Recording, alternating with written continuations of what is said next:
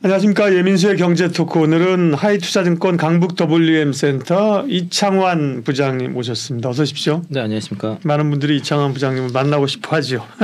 왜냐하면 2차 전지에 대한 고민도 있고 네, 그래서 그런데 일단은 시장 전반적인 환경, 그다음에 올해 이제 정말 금리가 내릴 것인가, 그리고 시장이 어떻게 될 것인가부터 얘기를 해 주신다고요. 네.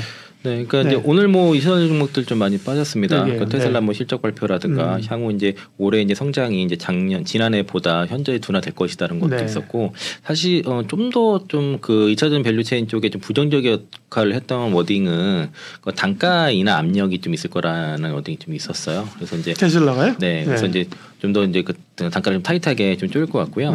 거기에 그렇게 되면은 관련 밸류체인 종목들이 단가 인하 압력을 받을 것이고, 그러니까 이제 뭐 LNF라든가 이제 그런 이제 테슬라에 직접적인 직납하는 기업들이 오늘 주가 하락보다 컸던 게 그런 이유가 좀 있었던 것 같고, 전체적으로 2차 전지 흐름은 올해 그 지난해 상반기까지만 해도 실적이 굉장히 고성장하는 걸로 예상했는데 10월달에 UAW 파업 이후로 그게 분위기가 확 바뀌었습니다.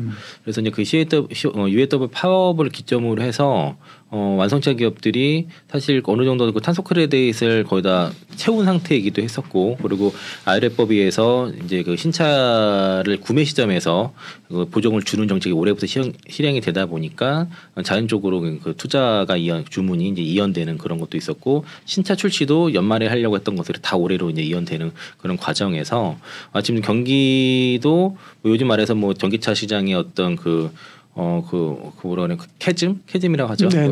그런 라이프 사이클에 그런 거에 맞물리고, 그리고 이제 그 아직까지도 고금리 상태를 유지하다 보니까 여러 가지로 이제 문제가 됐었고요. 또 이제 중국 쪽의 배터리 과다 공급으로 인해서 리튬 가격이 급락을 하면서, 그래서 이제 그 레깅 효과죠. 그 비싸게 산 리튬들이 재고평가 손실을 거듭을 하면서, 원래는 이제 예를 들면 이제 2차 전지 쪽에서 그 이제 말씀하신 분들이 2025년부터 2026년까지 2차 전지 빅사이클을 이제 그 예상을 하기 때문에 그때까지 투자를 하자는 관점인데, 거기서 중간에 이제 분기 적자는 생각하지 원래 시나리오 없던 시나리오였습니다. 그런데 이제 4분기 때 뭐 LNF를 시작으로 해서 포스코 퓨처엠부터 해서 양극 기업들뿐만 아니라 이제 4분기 대규모 적자가 나오는 이 부분은 사실은 이제 그 편하게 그 실적이 계속 고성장해서 가면 좋겠지만은 중간에 그런 캐즘이 발생하는 구간과 이제 광물 가격 급락이라는 이런 여러 가지 이제 악재를 만나면서 실적이 풀어진 것만큼 악재는 없는 거예요. 사실 어떤 악재보다도 실적이 둔화되는 것만큼 없는데, 아마 그게 아마 이번에 4분기 때 이제 되게 크게 발생한 것 같고, 4분기보다는 1분기가 더 나을 겁니다. 이유는 이제 어쨌든 지난해보다는 올해 더 이제 그 미뤄졌던 그 수요들이 나타날 것이고, 그리고 그 리튬 가격도 지금 바닥을 좀 잡고 있는 구간이거든요. 그러니까 리튬 가격이 바닥만 쭉 가더라도 그 레깅 효과로 인해서 이제 그 한 두 분기 정도 지나면은 그 이익률은 이제 정상화 된다는 거니까, 대체로 한 2분기 정도에는 그 영업이익률이 좀 정상화될 것으로 좀 보여지고, 그렇게 재고평가 손실이 없을 경우에 영업이익률이 정상화 될 것이라고 증명을 했던 게 바로 코스모인 소재라고 보시면 좋을 것 같습니다. 네, 대체적인 최근에 이제 2차 전지를 둘러싼 환경부터 얘기를 해주셨고요. 이 시장 전체 금리 인하 사이클부터 얘기를 할 텐데, 저희가 방송 전에 잠깐 얘기했는데 기본적으로는 시장 환경이 사실은 우호적으로 돼야 모든 주식이 된다, 그죠? 네, 2차 전지를 포함해서 반도체도 마찬가지고죠. 시장이 뭐 금리 인하 사이클이 문제가 생기거나 경기가 다시 침체로 가면서 이제 시장이 어려워지면 사실 영향을 받으니까, 그러면 시장에서 기대하고 있는 금리 인하나 이런 미국의 경기 연착륙 이런 것들이 올해 긍정적으로 흘러갈 걸로 보신다는 거죠. 네, 그러니까 제가 지난해부터 올해부터 이제 본격적인 금리 인하 사이클이 들어갈 거다라고 보면서 2024년부터 2025년까지 금리 인하 전망을 했고, 여기에 이제 2025년부터 2026년까지 2차 전지 쪽, 특히 북미 시장에서의 그 고성장 이 사이클 두 개의 사이클이 맞물리면서 그렇기 때문에 2차 전지 쪽에 적어도 2025년도까지는 투자를 좀 해볼 필요가 있다라는 것이고요. 그러니까 애초에 2024년도는 그 2025년도에 비해서는 성장성이 질 않을 거라고 봤습니다. 그러니까 성장률은 둔화되죠. 네, 그러니까 그 성장의 기울기가 2025년부터 2026년대 가장 가파르게 올라가기 때문에 네. 그걸 보고 투자를 해야 되는데 좀 아쉬운 거는 그 과정에서 이게 이제 역성장이 나오는 이제 분기가 나왔기 때문에 지금 고생을 우리가 좀 하는 것이고요. 네. 이것도 그러면은 이렇게 안 좋은 구간이면은 올해 하반기에는 오히려 더 좋겠죠. 그 기저효과가 발생하면서 그렇죠. 더 좋을 건데 그 금리 인하는 결국에는 시기상의 문제인 거죠. 그 3월에 할지 6월에 할지 5월에 할지 모르겠지만 어쨌든 시기상의 문제고 할지 말지 여부랑 언제 할지 여부는 아예 다른 얘기거든요. 2% 외내 얘기는 완전히 다른 거기 때문에 어쨌든 한다. 근데 언제 하는지 중요한 것이고 그럼 이렇게 이제 금리 인하 사이클에 본격적으로 돌입하게 되면은 글로벌 증시는 강세장이 전망이 된다. 이게 핵심입니다. 그렇게 되면 이제 2차전지 쪽에 우리가 주안개 투자를 하려고 하는데 시장이 안 받쳐주면 금리 여건이 안 받쳐주면 우리가 할 수가 없는데 이게 금리 인하 사이클과 이제 그 전기차 시장의 성장이 맞물리면서 우리가 그 해볼만하다 그런 시장 환경이 만들어진다는 것이고요. 그래서 지난 이제 12월달에 그 점도표를 보면 이제 그 올해 이제 세 차례 정도 금리 인하 전망을 이제 인하를 시도했고요. 이게 이제 폰트가 좀 깨진 건 좀 죄송합니다. 네네, 저희 네. 똑바로 될 겁니다. 예, 예. 그래서 이제 그 올해 이제 4.625니까 3번 정도 금리 인하를 하는 걸 시사를 하는데 시장에서는 이거를 이제 3번, 그 6번까지도 기대를 한 거죠. 3월 금리 인하에 대한 기대가 있는데 일단은 기본적으로는 3차례 정도 인하 가능성을 이제 점도표상에 시사를 했다 정도로 보시겠고요. 그리고 이제 2024년도에는 이제 그 4.6 그러니까 2025년 내년에는 3.625까지 내려가는 형태로 가고 장기 중립 금리는 뭐 2.5 유지를 한 상태고요. 그래서 이제 연준이 그 연방 지금 그 페드가 올해 이제 세 번 연속 금리 동결을 했죠. 이번에 이제 2월 이번 달 이제 2월 달에 네. 또 이제 금리 동결하게 되면은 4번 연속인데 그러고 나서 올해 3번의 금리 인하를 예고를 했고 제롬 파월 의장도 사실상 이제 금리 고점 도달했다라고 하면서 금리 인상 종결을 시사를 했고 또 이제 대체로 이제 추가 금리를 인상하지 않는 게 페드 참석위원회 관점이라고 얘기를 했습니다. 그래서 금리 인하도 언제 해야 될지 논의가 이루어졌다라고 언급을 하면서 이제 시장의 반등이 본격적으로 나왔고요. 그리고 이제 옐런 그 미 재무장관이 좀 먼저 얘기했습니다. 사실 파월 의장보다 먼저 이런 워딩을 한 게 결국에는 그 인플레이션이 하강으로 그 실질 금리가 올랐기 때문에 그 연준의 금리 인하가 이제 필요할 수 있다라고 얘기를 한 거거든요. 결국엔 이제 물가 목표치 2%를 향해서 잘 가고 있고 미국인들은 뭐 고통 느낄 일도 없을 것이라 낙관을 했고요. 그리고 이제 아마 이제 심각한 침체 없이 인플레이션 억제하며 미국 경제가 연착륙 중이다. 이게 되게 중요한 워딩이고요. 그리고 이제 아마도 이제 뭐 대부분의 침체 빠질 거를 전망했지만 그런 일이 일어나지 않는다. 그러니까 이제 연착륙을 지금 얘기를 하는 거죠. 네. 침체 없이 금리 인하가 하는 것들. 그러니까 금리 인하도 두 가지 유형이 있고요. 하나는 이제 그 선제적인 금리 인하가 있고, 그리고 이제 침체를 나빠져서 내리는 게 있고, 침체를 반영하면서 있는데 옐런 시절에 2019년도에 선제적으로 금리 인하한 경우가 있습니다. 그러니까 그런 경우에는 지금 증시가 오히려 금리 인하로 인해서 빠지지 않고 강세로 가는 경우들이 있었고요. 그리고 이제 그 연준 이사라든가 이제 각 그 연준 의원들의 이제 워딩을 좀 보면은 네. 이제 크리스토퍼 월러 이사가 되게 매파적이었는데 어쨌든 뭐 최근에 워딩을 보니까 오는 3분기에 이제 근원 인플레이션 2%에 도달하기 전에 금리 인하를 할 것이라고 예상을 했습니다. 그래서 이르면 뭐 3월 달에도 단행할 수 있다는 전망을 좀 했고요. 굉장히 공격적으로 얘기를 했죠. 그리고 이제 뭐 연준이 금리를 더 이상 올릴 필요가 없다까지 이제 시사를 하면서 이분이 이제 갑자기 이제 그 비둘기를 돌아서면서 금리 인하 기대감이 굉장히 높아지면서 시장 강세가 나왔고, 그리고 토마스 버킨 리치몬드 연은 총재는 투표권이 있는데 경기 정상에 맞춘 기준금리 인하 필요하다라고 얘기를 하고 있습니다.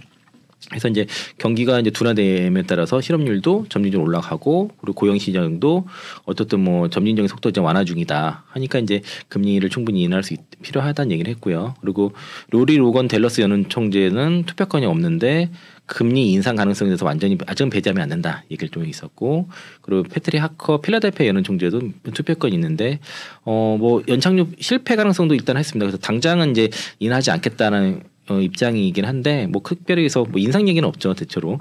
그리고 굴스비 시카고 연은 총재도 일단은 물가가 내려오면은 기준 인하 가능성에 대해서 이제 열어뒀고, 그리고 뭐 데이터를 반영하겠다는 얘기를 한 겁니다 이쪽에서는. 그래서 또 이제 라파엘 보스틱 그 아틀랜타 연은 총재는 투표권이 있는데 어쨌든 물가가 2% 복귀하는 거에 확신을 가지고 싶다라고 얘기를 했고 뭐 이제 일단 금리 인하 시점인데 이런 경제 전망치 모두 상황에 따라 수정 가능하다. 어쨌든 금리 인하 쪽으로 지금 얘기를 한 상태고요.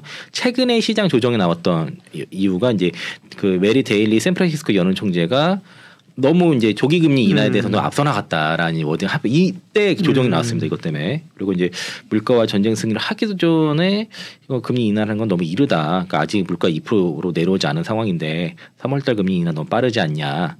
그래서 이제 너무 빠르게 하지도 너무 지나치게 조지도 않을 것이다. 라면서 이제 최근에 그래서 그 시장에서 3월달 금리 인하에 대해서 굉장히 세게 베팅이 좀 들여다 보니까 연준에서 3월 금리 인하론에 대해서 좀 다소 시장을 소탕하는 워딩들이 매파진 워딩이 상당히 있었습니다. 시장이 빨리 간 건 사실이죠, 그죠? 네. 그래서 이로 인해서 시장 조정이 나왔는데 다만 이제 그 미국 같은 경우는 AI 붐이 불면서 반도체 AI 반도체가 시장을 이끌고서 이제 신고가가 나오는 흐름이었고 거기서는 이제 엔비디아를 비롯해서 AMD라든가 뭐 IBM이라든가 그러니까 직접적인 수혜주들이 많이 다 있었는데 국내 같은 경우는 대부분 다 간접적인 수혜거든요. 그리고 어디에 납품이 들어간다 이런 식으로 했기 때문에 그걸 그대로 따라가지 못하고 또 이제 미국장이 그렇게 가다 보니까 국내 쪽에서도 약간 반도체 쪽으로 수급이 좀 쏠리는 그러면서 이제 뭐 2차전 쪽에서 수급지 이탈 나오면서 그런 이제 한쪽으로 쏠림 현상을 좀 나타나서 뭐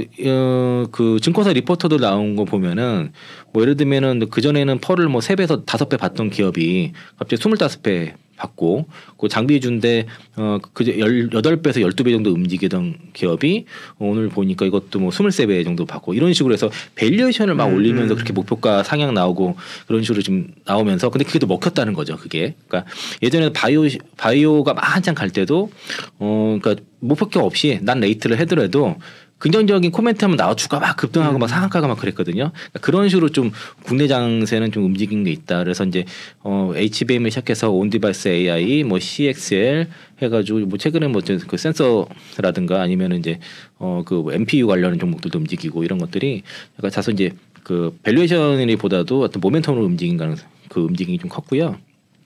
그리고 그래서 시장에 보면은 3월 달은 어쨌든 동결 가능성이 과반을 치고 넘겼습니다.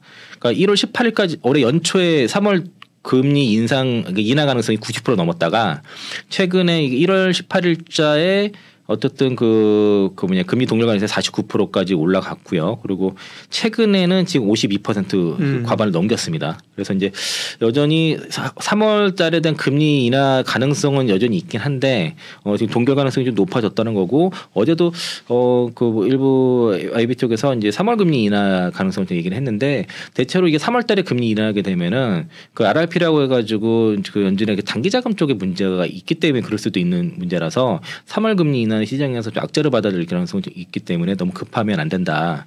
속도 조절은 필요한데 그래서 3월 금리를 하게 되면은 시장에 좀 충격이 좀 있어야지 있을 가능성이 있다라고 좀 이걸 염두해 주시면 좋을 것 같고요. 어쨌든 그 1월 30일에 그 연준 그 FOMC 회의 25일 전에 그 4분기 GDP 성장률 발표 예정인데 여기서 이제 어쨌든 전망치 QOQ 연율 2% 정도고 3분기 때 4.9 나왔거든요. 그래서 3분기 완전 너무 좋게 나왔죠. 네, 그래서 요게 좀 어느 정도 나올지 좀 봐야 되겠고 요게 따라서 이제 3월달 금리 인하라든가 동결 여부가 좀 확률이 변할 겁니다. 그 좀 데이터를 봐야 되겠고요. 그리고 최근에 이제 그 로이터 설문조사가 나왔는데 5월에서 6월 정도 금리 인상하는 그 비율이 좀 높게 나왔고요. 대체로 6월달 금리 인하가 이제 55명, 그러니까 123명 중에서 55명이 많았고, 그리고 이제 5월이 31명, 31명, 3월이 16명으로 대체로 5월에서 6월달 정도가 제일 많았다는 것이고요. 그리고 그렇게 되면은 이제 한 72명이 대체로 그 100bp 정도로 4번 정도로 내려왔군요. 그렇죠. 그 전에 한 5번 정도 반영을 했었잖아요. 네, 시장이. 맞아요. 예. 네. 그 정도에서 이제 뭐 5번에서 뭐 6번 정도였는데 이게 이제 하향 조정된 거고요. 그리고 이제 그 인플레이션 목표 그 2% 연율 2% 달성 시기는 이제 PC 같은 경우에는 올해 하반기. 그리고 이제 그 CPI랑 그 근원 CPI 그런 PC는 2026년 정도에나 그러니까 장기 금리가 이제 2.5%가 대략 2025년 6년도 이후로 좀 잡혀 있는 것도 그런 것 같고 그리고 완전 경기 침체 우려가 나타나지 않는다면은 뭐 대체로 첫 금리 인하는 6월 가능성이 높다. 그러니까 5월에서 6월 정도고 저도 5월에서 6월 정도 하는 게 시장의 어떤 그 방향 그 건전성을 위해서도 안정을 위해서도 그게 더 나을 것 같고요. 그렇게 되면 5월달 6월달에 그 금리 인하가 됐을 때는 그때는 뭐 2차 전지뿐만 아니라 반도체 다른 대부분 섹터들이 굉장히 그 강세로 다 가는 그런 장이 될 거라고 좀 개인적으로 보는 입장입니다.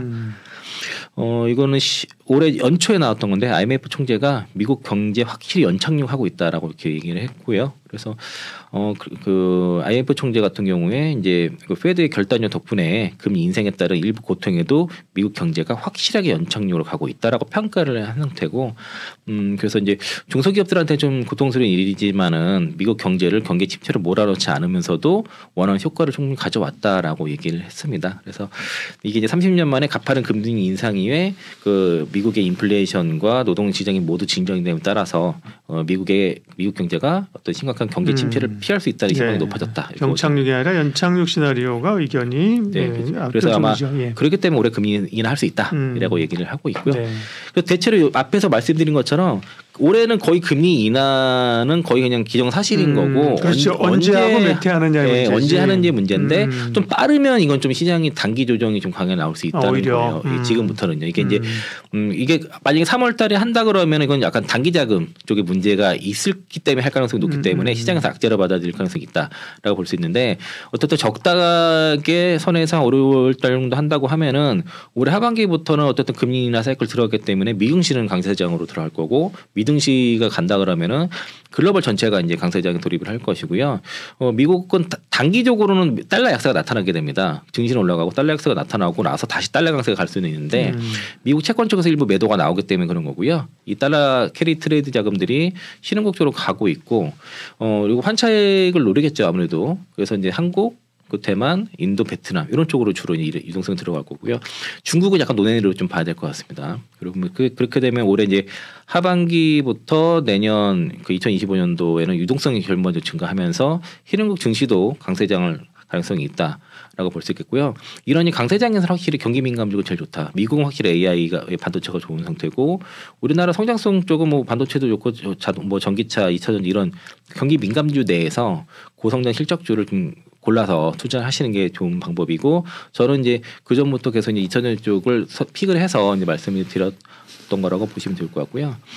요게 그 12월 15일에 요기 이사벨 넷이라는 사이트에서 여기 이제 금융 환경이 상당히 완화되고 연준이 그러니까 올해 이제 금리 인하를 할 경우에 그 S&P 500 지수가 1982년 추세를 따라갈 가능성이 있다고 얘기했거든요. 그 당시가 지금이랑 비슷한 거죠? 네, 그 움직임이 되게 비슷합니다. 금융 환경 자체가. 네. 예. 그래서 이렇게 이 얘기 뭐냐면은 지금 요 그림을 보면 요 지점이 있어요. 그러니까 요때 당시에 이게 12월 15일자 점이고요. 네. 그리고 요건 제가 새로 더 캡처했습니다. 최근 거를. 그러면은 대략 요 정도 위치일 거예요. 지금 요 양봉선 날. 비슷하게 따라가고 있는. 네, 여기서 더 올라갔었어요. 그렇죠. 이때보다 더 올라갔었죠. 그러니까 이제 이거는 그러니까 지금 이 그림을 지금 따라가고 있는 거예요. 사실 이렇게 되면 금리 인하가 될 경우에는 강세장, 그러니까 미국 증시는 강세장 가능성이 상당히 높다라는 거고요.